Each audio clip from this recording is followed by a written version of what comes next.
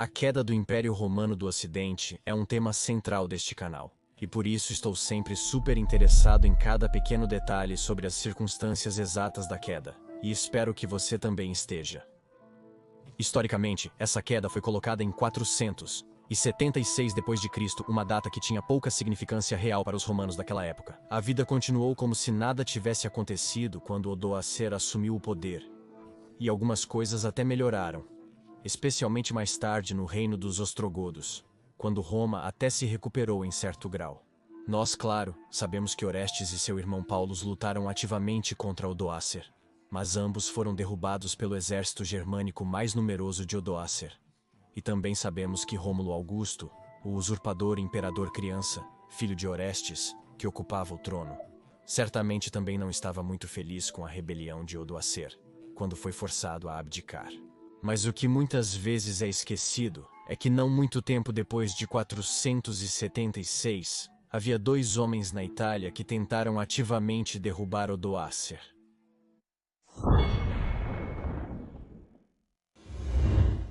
Foi no início de setembro de 476 que as últimas guarnições romanas foram derrotadas, e Odoacer conseguiu tomar Ravenna com seu bando de soldados mercenários germânicos.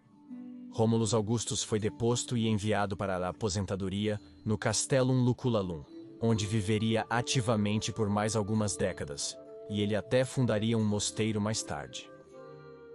Fascinantemente, e isso é frequentemente esquecido, Rômulus era um usurpador, colocado no trono por seu pai Flávio Orestes. O verdadeiro Rômulus Augustus do Oeste era um homem do povo. Enquanto isso, o imperador romano era Július Nepos, que havia fugido para a Dalmácia quando Orestes se rebelou contra ele. Agora podemos pensar que o Senado de Roma estava unido atrás de Rômulus Augustus contra o invasor bárbaro Odoacer.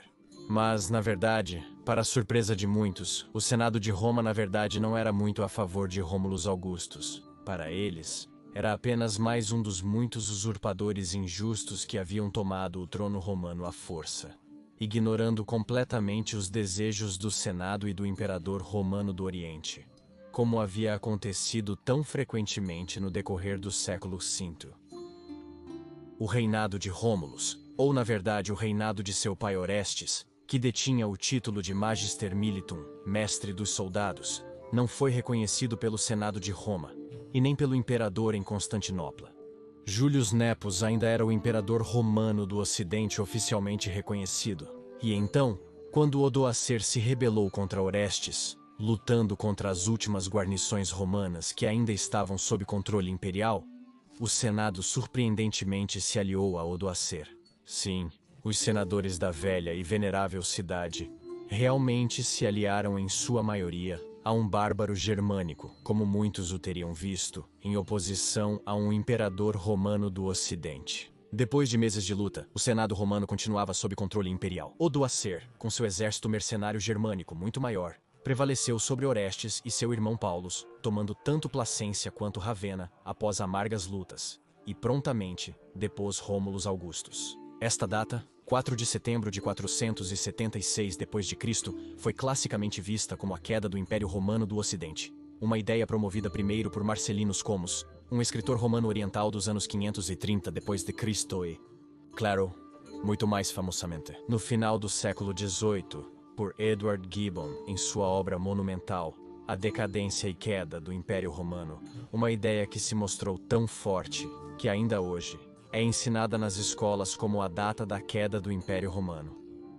Claro, os espectadores deste canal sabem que essa ideia não é exata. Nem Roma caiu nessa data, nem o Império Romano terminou.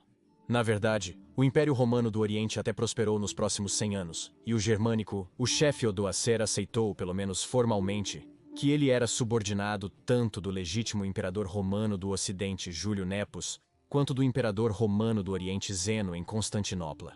E na cidade de Roma, praticamente nada mudou em 476 d.C., quando Júlio Nepos foi assassinado por dois de seus próprios oficiais, um destino que infelizmente aconteceu a tantos outros imperadores antes dele. Odoacer até aceitou formalmente o imperador romano do Oriente Zeno como seu sucessor. Mas o golpe de Odoacer foi realmente tão fácil? Realmente havia tão pouca resistência contra ele, como os livros de história costumam ensinar? Ou foi na verdade muito mais difícil para Odoacer se manter no poder, uma vez que ele assumiu? E você sabe o que mais teria sido super difícil para Odoacer? Programação. Odoacer deve estar se revirando no túmulo, mas acompanhe, pois isso pode interessar, mesmo para um fã da história romana. Por quê? Simples. Existe um jeito fácil e divertido de aprender programação que pode te dar alguns denári ou até Solid. De acordo com o Stack Overflow, o salário médio para desenvolvedores back-end no Azure em 2023 foi de mais de $100.000 por ano mediano. Como programador, geralmente é possível trabalhar remotamente de casa e assistir vídeos sobre o fim do Império Romano simultaneamente. E quem não gostaria disso? Na Boot.dev, acreditam que a melhor forma de aprender programação é nunca permitir o tédio. Você acumulará pontos de experiência como num RPG, desbloqueará conquistas, completará missões e poderá subir no ranking global, como um jogo na vida real. Mas a vantagem é que você pode lucrar com as habilidades que acabou de aprender. Até o Hickman não recusaria isso. A plataforma foi projetada para fazer você escrever muito código, porque colocar as mãos no teclado e enviar projetos é a única maneira de realmente aprender a programar. Você aprenderá o desenvolvimento web back-end do início ao fim nas linguagens de programação Python e Go. Boot.dev é totalmente online, no seu próprio ritmo, e realmente parece um envolvente jogo de RPG completo com conquistas muito motivadoras toda vez que você sobe de nível. Se você tiver alguma dúvida, a comunidade Discord do Boot.dev é muito ativa e está lá para ajudar se você ficar preso em seus desafios de codificação. Espero que tenha gostado do vídeo. Experimentei.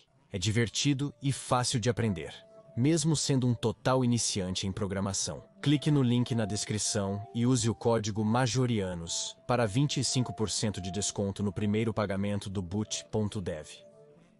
O desconto é válido para o primeiro mês ou ano, conforme a assinatura escolhida. Então aprenda programação com Boot.dev e coloque suas habilidades recém-aprendidas em bom uso.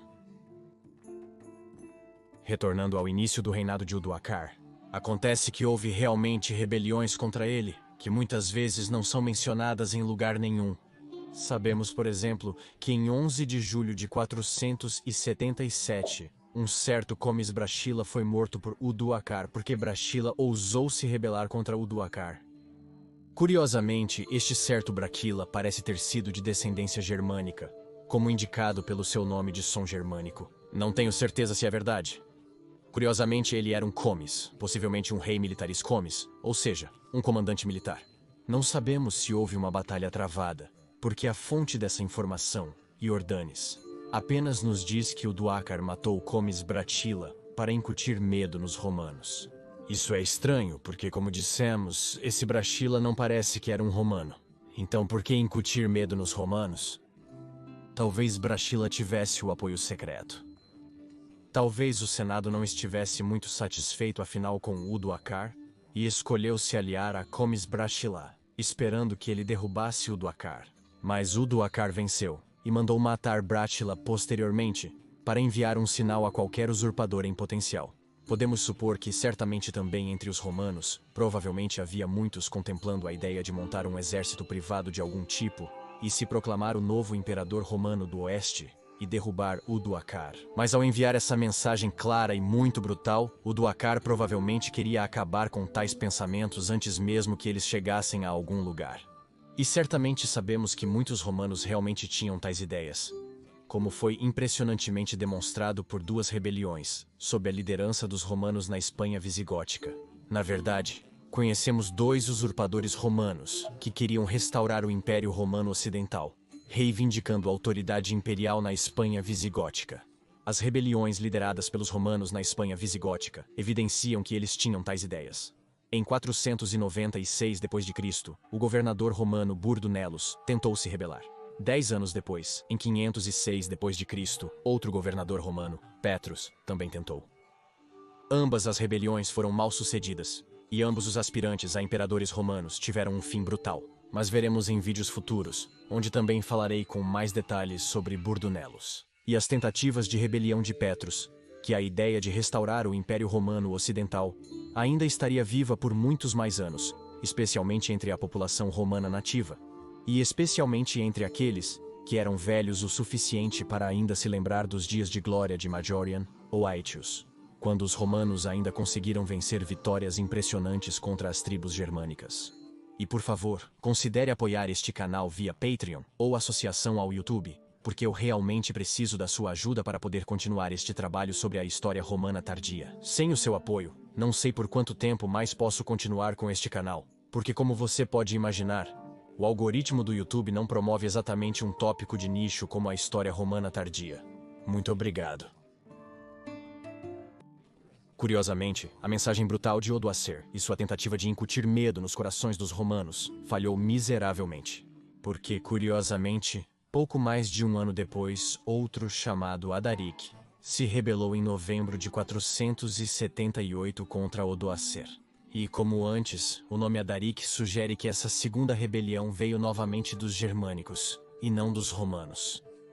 Jordanes, a única fonte que temos disso, se refere a Adarik não como comes, mas como vir nobilis, como um nobre. Então essa segunda tentativa de usurpação não veio do exército de Odoacer, mas provavelmente de um germânico romanizado, que reivindicava algum tipo de nobreza.